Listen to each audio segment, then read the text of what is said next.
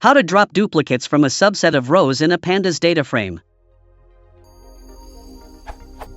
I have a data frame like this. I would like to drop all rows where the value of column A is duplicate, but only if the value of column B is true.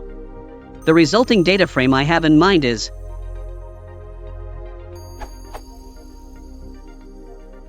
I tried using df.log df b = true .drop _ duplicates in place = true keep equals first, but it doesn't seem to work. Thanks for your help.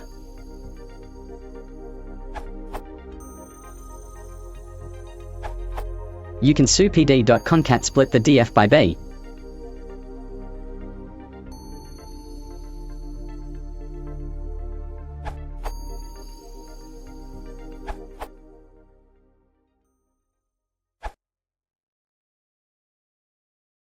If you want to support the channel, please consider liking